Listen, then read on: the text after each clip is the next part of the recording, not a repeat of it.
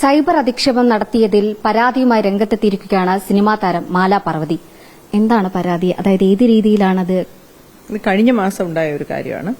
December 2-ാം തീയതി cyber ഈ YouTube ഒരു channel filmi news and gossips എന്ന് പറഞ്ഞ ഒരു ചാനലില് വളരെ മോശമായ ഒരു ടൈറ്റിൽ, നടിമാരുടെ കടികളും അബദ്ധങ്ങളും എന്ന് പറഞ്ഞൊരു ടൈറ്റിലോടുകൂടി വളരെ മോശം ഒരു വീഡിയോ വന്നു. അതിനകത്ത് എന്റെ ഒരുപാട് ഫോട്ടോസും കാര്യങ്ങളും ഒക്കെ വെച്ചിട്ട് എന്തൊക്കെയോ വൃത്തിയോട് ഇങ്ങനെ പറയുന്നുണ്ടായിരുന്നു.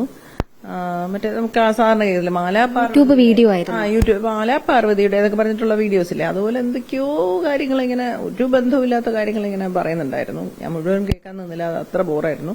അതിന്റെ താഴെ ടൈഗർ ഹൈഫൺ C7X അങ്ങനെ എന്തോ ഒരു പേരില് വളരെ മോശം എന്ന് വെച്ചാൽ എന്റെ സ്വഭാവത്തെ ചോദ്യം ചെയ്യുന്ന, എന്റെ ഇത്രയും കാലത്തെ ഇത്രയും നാളും ഞാൻ 1995 ടെലിവിഷനിൽ വർക്ക് ചെയ്യാൻ പൊതുമേഖലയിൽ ഇടപെട്ട് നിൽക്കുന്ന ഒരാളാണ്. 2024 ഇത്രയും നാളും ഞാൻ കേട്ടിട്ടില്ലാത്ത തരത്തില് അത്രയും എന്റെ വ്യക്തിത്വത്തെയും എന്റെ സ്വഭാവത്തെയും ഒക്കെ ചോദ്യം ചെയ്യുന്ന ഒരു കമന്റ് അവിടെ ഉണ്ടായിരുന്നു.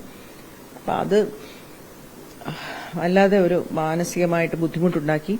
അത് പരാതി കൊടുക്കണമെന്ന് തീരുമാനിച്ചു. SP സൈബർ പോൾ എന്ന് പറയുന്ന ഇമെയിൽ ഐഡിയിലോട്ട് ഇതിന്റെ ഡീറ്റെയിൽസ് വെച്ചിട്ട് പരാതി അന്ന് തന്നെ അയച്ചു. അപ്പോൾ അവരത് യൂട്യൂബ് പിൻവലിപ്പിച്ചു, താഴോട്ട് വലിച്ചു ആ വീഡിയോ മാത്രം. അതിനുശേഷം പക്ഷെ അത് അങ്ങനെ മാത്രം പറ്റത്തില്ല, ഇത് കേസ് കൊടുക്കണം എന്നുള്ളത് കൊണ്ട് തിരുവനന്തപുരത്ത് എന്റെ പെർമനന്റ് അഡ്രസ്സ്, അതുകൊണ്ട് അവിടെ പോയി അവിടുത്തെ സൈബർ പോലീസ് സ്റ്റേഷനിൽ പരാതി നൽകി. അത് അവരെ FIR ആക്കി 225/2024 എന്ന് പറയുന്ന കേസാക്കി. ഈ പരാതിക്കെതിരെ വീഡിയോ എടുത്ത ആൾക്കെതിരെയും 2 പേർക്കുമെതിരെ പരാതി കൊടുത്തു. അതിനുശേഷം അതിന്റെ അടുത്ത പ്രൊസീജിയർ എന്ന് പറഞ്ഞാൽ യൂട്യൂബിന്റെ ഡീറ്റെയിൽസ് കൊടുക്കണം. നമുക്ക് അൺഒഫീഷ്യലി ഹാക്ക് ചെയ്ത കേസ് ബലപ്പെടില്ല. ഇത് ആണ് ഇതിന്റെ അഡ്രസ് എന്നൊക്കെ പറയുന്നത് യൂട്യൂബ് ആധികാരികമായിട്ട് ഒഫീഷ്യലി കൊടുത്താൽ മാത്രമേ ഈ കേസ് നിലനിൽക്കുള്ളൂ. അപ്പൊ ഞാനിത് അവസാനം വരെ കേസ് കൊണ്ടുപോകാൻ ഉദ്ദേശിക്കുന്നത് കൊണ്ട് മജിസ്ട്രേറ്റിന്റെ മുമ്പാകെ പോയിട്ട് 183 പ്രകാരം മൊഴി കൊടുക്കണം എന്ന് പറഞ്ഞു. അത് ഡിസംബർ 28-ാം തീയതി മൊഴി കൊടുത്തു. അപ്പൊ അതിന്റെ പ്രൊസീജിയേഴ്സ് ഒക്കെ കംപ്ലീറ്റ് ആണ്. ഇനി യൂട്യൂബിൽ നിന്ന് വീഡിയോ വരണം, അതിന്റെ തെളിവ് കിട്ടണം, അറസ്റ്റ് ചെയ്യണം. അങ്ങനെ ഈ മുഖമില്ലാത്ത സൈബർ ഇടത്തിലുള്ള ആർക്കും എന്തും പറയാമെന്നുള്ള ഒരു അവസ്ഥയാണ്. അപ്പൊ അത് കൂടുതലും ഫേസ് ചെയ്യുന്ന ഈ നടിമാരാണ്.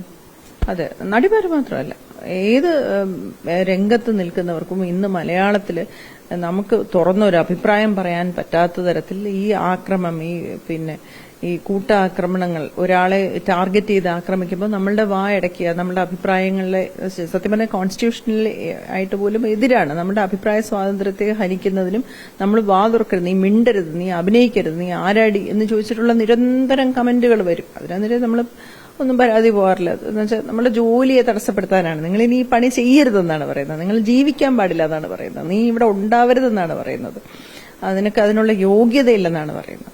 അപ്പൊ അതൊക്കെ നമ്മൾ നിരന്തരം കേട്ടുകൊണ്ടിരിക്കുന്നതാണ്. പക്ഷെ ഇതങ്ങനെ ഒരു കമന്റ് ആയിരുന്നില്ല, അത് വളരെ മോശമായിരുന്നു. അതുകൊണ്ടാണ് ഈ പരാതി മുന്നോട്ട് കൊണ്ടുപോയത്. അത് അവസാനം വരെ ഫൈറ്റ് ചെയ്യും. പോലീസ് എന്താണ് നൽകുന്നത്? പോലീസിന്റെ പ്രശ്നം എന്ന് വെച്ചാൽ പോലീസ് നമ്മളോടൊപ്പമാണ്. പോലീസ് അതിനകത്ത് വേറെ ഇതൊന്നുമില്ല. പക്ഷെ യൂട്യൂബ് അവർക്ക് നൽകിയത് ഇതൊരു ആക്ടിവിറ്റി അധികമില്ലാത്തൊരു അക്കൗണ്ടാണ്. അപ്പൊ അതുകൊണ്ട് അവരുടെ ഡീറ്റെയിൽസ് തരാനായിട്ട് ഇനി എന്തെങ്കിലും റെഗുലർ ആക്ടിവിറ്റി നടക്കുകയാണെങ്കിൽ ഡീറ്റെയിൽസ് തരാം എന്നുള്ളൊരു നിലപാടാണ് യൂട്യൂബ് എടുത്തത്. അപ്പൊ ഇനി മജിസ്ട്രേറ്റിന് ഓർഡറോട് കൂടി പോയി ചോദിച്ചാൽ അവർക്ക് കൊടുത്തേ മതിയാവുള്ളൂ. അപ്പൊ ആ പ്രൊസീജിയർ എന്തായി എന്നുള്ള ഇപ്പൊ ഡിസംബർ 28 കഴിഞ്ഞല്ലേ ഉള്ളൂ. ഇതൊക്കെ കാണുമ്പോൾ കുടുംബത്തിനും വലിയ ബുദ്ധിമുട്ടുണ്ടാവുന്നു. പിന്നെ ഉറപ്പായിട്ടും നമ്മൾ ഇത്രയും വർഷം 95 തൊട്ട് ഞാൻ പൊതുരംഗത്ത് നിൽക്കുന്ന ഒരാളെ, ടെലിവിഷനിൽ വർക്ക് ചെയ്യാൻ തുടങ്ങിയത് 2024. ഇന്ന് വരെ അങ്ങനെ ഒരു ചീത്ത പേരൊന്നും അല്ലെ ഒരു അങ്ങനെ ആരെങ്കിലും കണക്ട് ചെയ്തോ അങ്ങനെ ഒരു കഥയൊന്നും ഇതുവരെ എന്നെ കുറിച്ച് ആരും പറയുന്നത് ഞാൻ കേട്ടിട്ടില്ല. അത് കേട്ടാൽ തന്നെ ചുമ്മാ കള്ളക്കഥ, അല്ലാതെ അങ്ങനെ ഒരു കഥയൊന്നും ഞാൻ ഇതുവരെ കേട്ടിട്ടില്ല. അപ്പൊ അത്രയും മ്ലേച്ഛമായ ഒരു കഥ പടച്ചങ്ങ് വിടുകയാണെങ്കിലേ അപ്പൊ അത് ചോദ്യം ചെയ്യണം എന്നുള്ളത് ഫാമിലിയുടെയും കൂടെ തീരുമാനമായിരുന്നു. ഹണി റോസിനെതിരെയും ഇത്തരത്തിലുള്ളൊരു ഹണി റോസ് രംഗത്ത് വന്നിരിക്കും, അത് പേര് പറഞ്ഞുകൊണ്ട് രംഗത്ത് വന്നിരിക്കും, അങ്ങനെ തന്നെ എടുത്ത് പറയണം.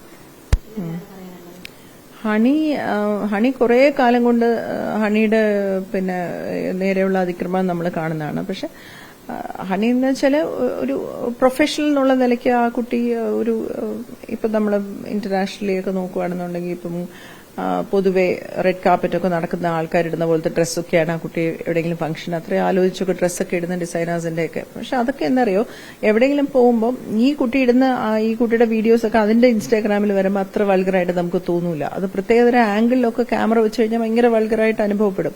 അപ്പൊ അങ്ങനെ മനഃപൂർവ്വമായിട്ട് ഷൂട്ട് ചെയ്ത് അതിനെ ഒരു AI ഒക്കെ ജനറേറ്റ് ചെയ്ത ഒരു പ്രോഡക്റ്റ് ആയിട്ട് കാണിക്കുകയും അതിന്റെ അതൊരു എന്താ ഈ ബാത്റൂമിലൊക്കെ പണ്ട് കമന്റ് ഇടുന്ന പോലെ എന്തും പറയാവുന്ന ഒരു പ്രോഡക്റ്റ് ആക്കി അതിനെ മാറ്റി. അപ്പൊ അത് നടക്കുമ്പോൾ അതിനെ ഒരു മാർക്കറ്റിംഗ് സ്ട്രാറ്റജി എന്നുള്ള നിലയ്ക്ക് സമൂഹത്തിൽ ഔന്നത്യത്തിൽ നിൽക്കുന്ന പണത്തിന്റെ പേരിലും സ്വാധീനത്തിന്റെ പേരിലും ശക്തിയുടെ പേരിലും എല്ലാം ഒരു അഭിപ്രായ രൂപീകരണത്തിനൊക്കെ കഴിവുള്ള ഒരു വ്യക്തി ബോച്ചെ എന്നറിയപ്പെടുന്ന ശ്രീ ബോബി ചെമ്മണ്ണൂർ ആ കുട്ടിയെ ഒരു ഫംഗ്ഷന് വിളിച്ചു വരുത്തി ആ കുട്ടിയെ സമൂഹത്തിന് മുമ്പിൽ ഇട്ടുകൊടുത്തു എന്ന് വേണമെങ്കിലും പറയാൻ വേണ്ടി.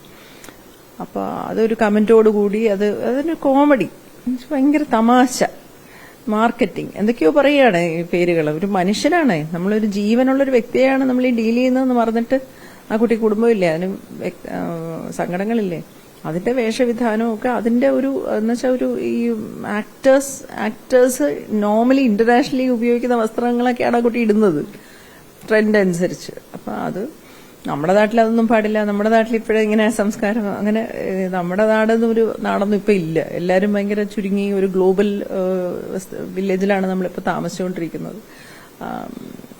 നമ്മുടെ സിനിമകൾ ചൈനയിലും ജർമ്മനിയിലും ജപ്പാനിലും ഒക്കെ റിലീസ് ചെയ്തുകൊണ്ടിരിക്കുന്ന കാലത്തെ കുറിച്ചാണ് നമ്മൾ ഈ പറഞ്ഞുകൊണ്ടിരിക്കുന്നത്. അതായത് സിനിമ ഇറങ്ങിയതിനു ശേഷം അതിലുള്ള ഒരു ക്ലിപ്പ് വെച്ചിട്ട് സോഷ്യൽ മീഡിയയിൽ ഭയങ്കര വൈറലായി. കനി കുസൃതിയൊക്കെയുള്ള ദിവ്യപ്രഭ കാൻ ഫെസ്റ്റിവലിലും പോയ ഒരു ചിത്രത്തിനകത്ത് ഒരു അഭിനയിച്ച ഒരു രംഗം അതിനെ മലയാളികൾ ആ സിനിമ കാണുമ്പോൾ നമുക്ക് മനസ്സിലാവും അത് അതിന് ആപ്റ്റ് ആയിട്ടുള്ള അത് ആവശ്യമുള്ളതാണ്. പക്ഷെ നമ്മളല്ലല്ലോ സിനിമയ്ക്ക് ആവശ്യമാണോ അല്ലയോ എന്ന് തീരുമാനിക്കുന്ന കാണികളല്ല. അതിന്റെ സംവിധായക പറഞ്ഞാൽ അഭിനയിക്കുക എന്നുള്ളത് മാത്രമേ ഉള്ളൂ. അതൊരു ആക്ടർ, ഒരു പ്രൊഫഷണൽ ആക്ടറിന്റെ ഉത്തരവാദിത്തമാണ് അത് ചെയ്യുക എന്നുള്ളത്. അത് ഇപ്പോൾ ഞാനത് പറഞ്ഞത് ഇപ്പോ അക്കാഡമി അവാർഡ്സ് കിട്ടിയ സബ്സ്റ്റൻസ് എന്ന് പറയുന്ന സിനിമയിൽ ഡെമി മൂറിന്റെ ഒരു ഇതുണ്ട്. ഈ ശരീരം എന്ന് പറയുന്നത് പലപ്പോഴും ഒരു ആക്ടറിനെ സംബന്ധിച്ച് അവരുടെ ഒരു മീഡിയമാണ്. അവർക്കത് ആ കഥാപാത്രത്തിന് അതിന് ആവശ്യമാണെങ്കിൽ അതിന് പലതരത്തിൽ അഭിനയിക്കേണ്ടി വരും. അതിനെ പേഴ്സണലായിട്ട് ആ കുട്ടി അത് കാണിച്ചു എന്നാണ് ഇവിടെ പറയുന്നത്, കഥാപാത്രത്തിനെ മറന്നുകൊണ്ട്. അതൊക്കെ ഒരു കിട്ടിയോ ഭയങ്കര വളരെ വളരെ പക്ഷെ ഇതൊന്നും എനിക്ക് തോന്നുന്നില്ല ആരെയും ബാധിക്കുന്നു. കാരണം അത് ബറാക് ഒബാമയ്ക്ക് ഏറ്റവും ഇഷ്ടപ്പെട്ട സിനിമയായി അത് മാറുകയും ചെയ്തു. അത് ഇന്ത്യൻ സാഹചര്യങ്ങളെക്കുറിച്ച് പായൽ കപ്പാടിയെ ചെയ്ത ഒരു സിനിമയാണ്. അത് ലോകമെമ്പാടും ചർച്ച ചെയ്യപ്പെടുന്ന ഒരു ചിത്രമാണ്. പക്ഷെ മലയാളികൾക്ക് മാത്രം അതിനകത്ത് ഒരു ക്ലിപ്പ് മാത്രമാണ് മനസ്സിലായത്, ബാക്കിയൊന്നും അവർക്ക് ഇഷ്ടപ്പെട്ടില്ല. അപ്പൊ ഈ ഒരു സാഹചര്യത്തെ നമ്മൾ ഒരുമിച്ച് നിന്ന് ചെറുക്കുക എന്നുള്ളത് മാത്രമേ ഉള്ളൂ. പരാതി കൊടുത്താലും പിന്നെ നമ്മൾ രംഗത്ത് വന്നാലും ആളുകൾ മാറാനുള്ള സാധ്യത കുറവാണ്. എന്നാലും എന്താണ് ഈ പൊതുജനങ്ങളോട് പറയാനുള്ളത്, അല്ലെങ്കിൽ ഈ ജനങ്ങളോട് എന്താ പറയാനുള്ളത് ഇത്തരത്തിലുള്ള ട്രീറ്റ് ചെയ്യുന്നതിനെ കുറിച്ച്? അല്ല, ജനങ്ങൾക്ക് ഞാനിപ്പോ എന്ത് പറഞ്ഞാലും മനസ്സിലാവാനൊന്നും പോകുന്നില്ല. അവരിപ്പോ നമ്മളെയും കൂടെ ഈ കിളവിക്ക് എന്താ വേണ്ട, ഇവരെ ആരാ കമന്റ് ഇട്ടത്, ഇവർക്ക് ഈ വയസ്സിക്ക് വേറെ ജോലിയില്ലേ, ഇവർക്ക് അഭിനയിക്കാനേ അറിഞ്ഞൂടാ, ഇവർ ഓവറാണെന്ന് പറയുന്ന കമന്റുകൾ ഇപ്പൊ എന്റെ താഴെ വരും. അവരോട് നമുക്കൊന്നും പറയാനില്ല, ആ കമന്റ് പറയുന്നവരോട് ഒന്നും പറയാനില്ല. പക്ഷെ ഇത് കേൾക്കുന്ന കുറച്ചു പേരുണ്ടാവും, നമ്മൾ പറയുന്നത് മനസ്സിലാക്കുന്ന ഒരു വലിയ വിഭാഗം ഇപ്പോഴും കേരളത്തിലുള്ളതുകൊണ്ടാണ് നമുക്കിത് സംസാരിക്കാൻ പറ്റുന്നത്. അവരോട് എനിക്ക് പറയാനുള്ളത്, ഈ കമന്റ് എഴുതുന്നവരുടെ അഭിപ്രായമല്ല മലയാളികൾക്ക് പൊതുവായി ഉള്ളതെന്ന് നമുക്ക് ഒരുമിക്കാം. നമുക്ക് ഒരുമിച്ചിട്ട് ഈ പ്രവണതയെ, നിങ്ങളത് വിഷമിക്കുന്നുണ്ടെങ്കിൽ, ഈ അഭിപ്രായങ്ങൾ ഇങ്ങനെ കമന്റ് ഇടുന്നത് തെറ്റാണെന്ന് വിശ്വസിക്കുന്ന ഒരു കമ്മ്യൂണിറ്റി ഉണ്ടെങ്കിൽ നമുക്ക് എല്ലാവർക്കും ഒരുമിച്ചാൽ അത് ചെറുക്കാൻ പറ്റുമെന്നാണ് ഞാൻ വിശ്വസിക്കുന്നത്. നിയമപരമായി തന്നെ ഇത്തരം അധിക്ഷേപ കമന്റുകൾ ഇടുന്നവർക്കെതിരെ മുന്നോട്ട് പോകാൻ തന്നെയാണ് മാലാ പാർവതിയുടെ തീരുമാനം. അതിനൊപ്പം നമുക്കും ചേരാം. വീഡിയോ ജേർണലിസ്റ്റ് ജിതിൻ ജോസഫിനൊപ്പം reporter Anjali Sreejitharaj, in reporter, Kochi.